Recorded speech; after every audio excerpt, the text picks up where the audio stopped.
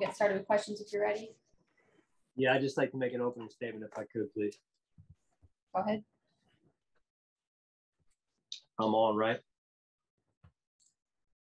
Yeah, you're on. Okay. All right. So just wanted to express our sympathies and condolences to the family of John Madden, true ambassador for the NFL.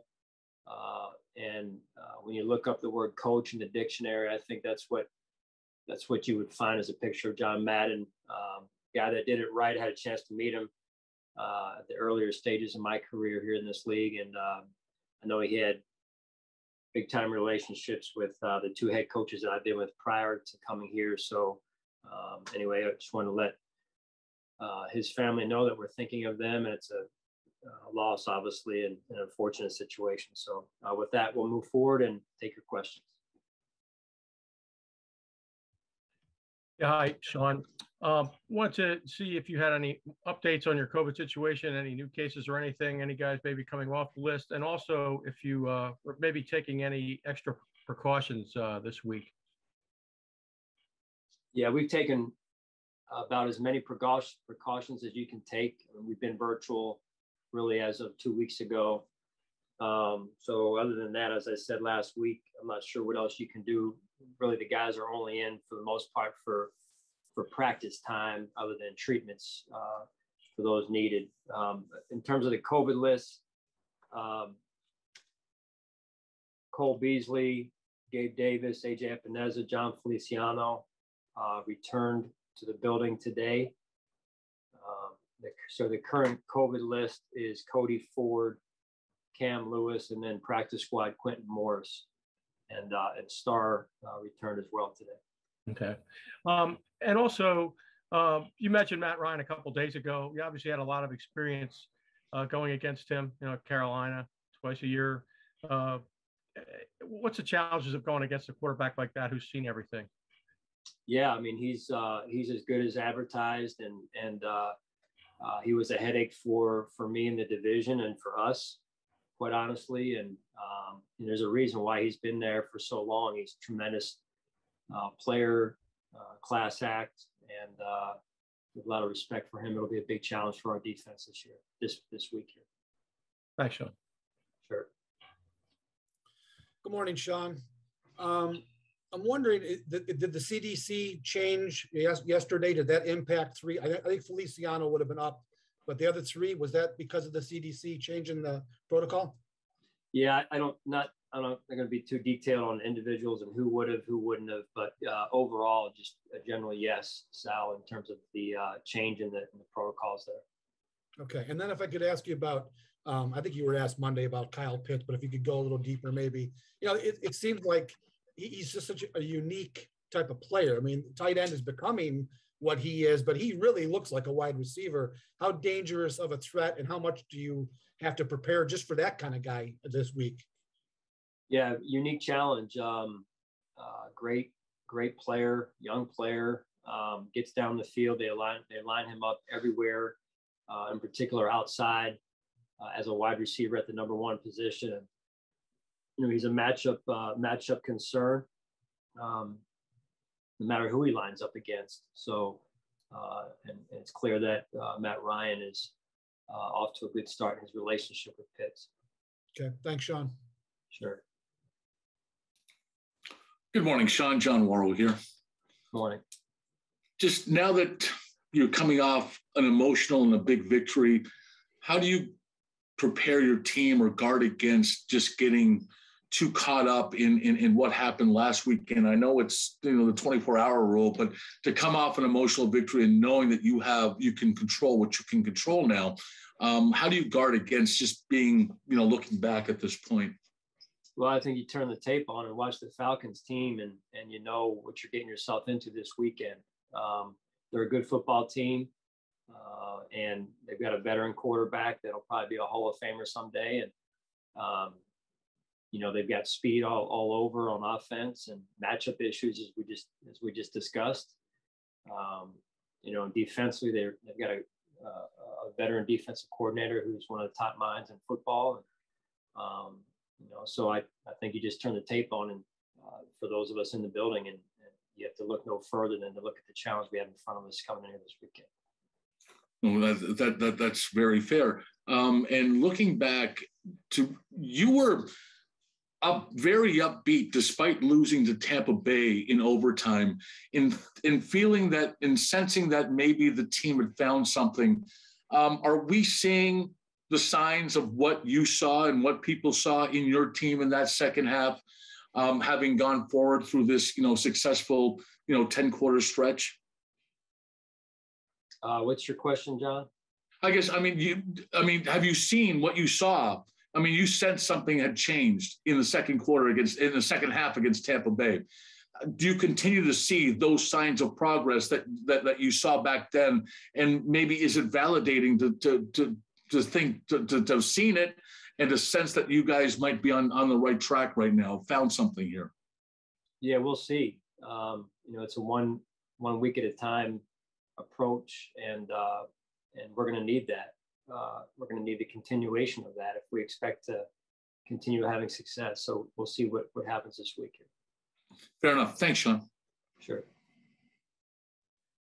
Hey, Sean. I know you said last week that when guys are coming back from the COVID list, it's very individual for each guy about how quickly they're ramped all the way back up. Do you expect the guys coming back today, will they all be full participants in practice today? For the most part, yes. We have to keep it, again, individually based here, Catherine.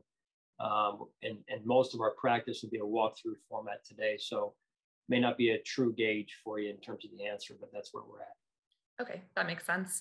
And then I was wondering for Emmanuel Sanders, coming back this past game, I know he had kind of a short week before of still working through that injury, but just over the last stretch of the season, what have you seen out of him and how you guys are using him?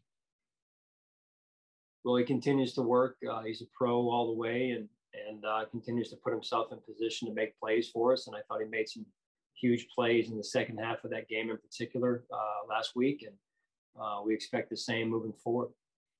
And then last for me, for Dion Dawkins, we had talked some about just the, logistical part of Sunday of whether or not he would start, having to put him in the game, but just on a personal level, seeing everything. He's gone through the second positive test after the really scary summer bout. Just how have you seen him handle that kind of unexpected second positive?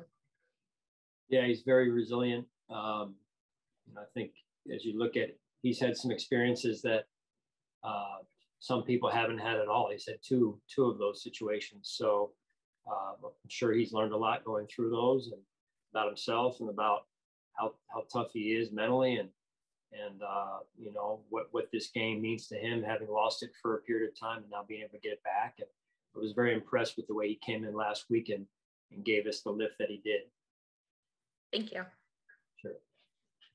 Hey, Sean, I just wanted to clarify one thing. Is your expectation that Star's fully back now and that, assuming everything goes well, he should play Sunday? We're going to take it one day at a time. Okay. And then on a separate note completely, now that we've kind of had a large sample size since Trey went down, how do you feel like the defense has responded to that? How you guys have game planned, not having him? How do you feel like that response overall has been since Trey went down? Yeah, I've been impressed with Levi and Dane and the work that they've put in, and the defense continues to work every week to improve and get better, which is really what we're all about, and that's what I'm looking for this week as well. From Dane specifically, have you kind of is it what you expected, to see him kind of step up in this way, or what have you thought of his performance specifically?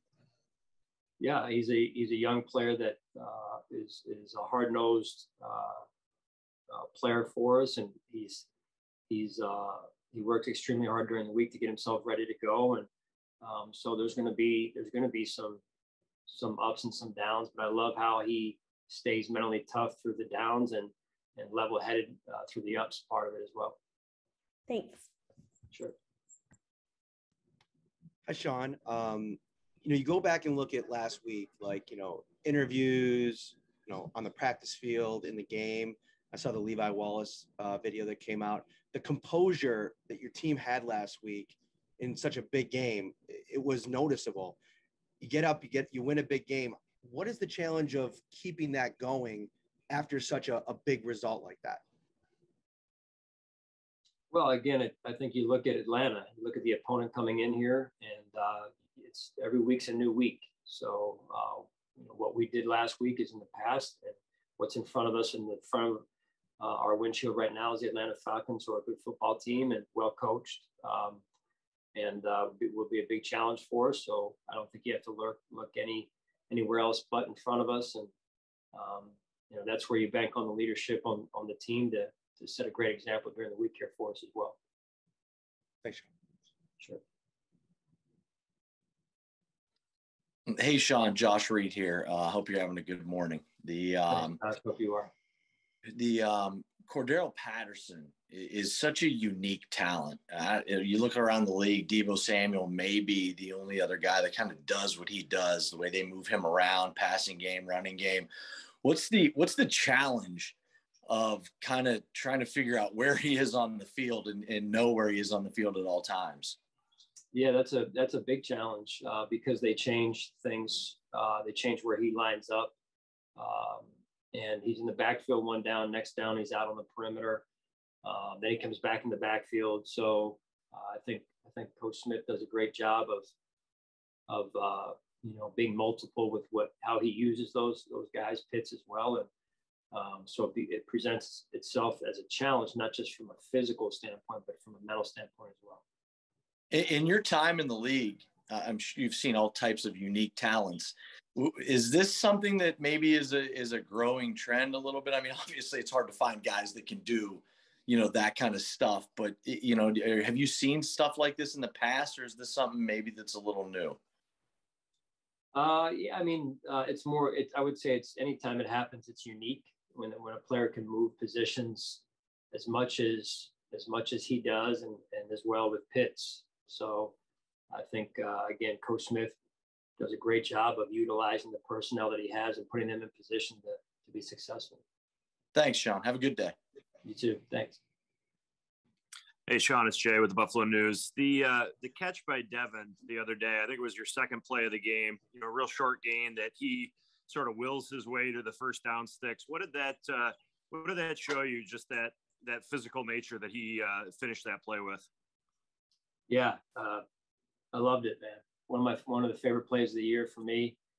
I think that's a signature statement on his part, and it says a lot. I think it's just leadership by example more than anything, really.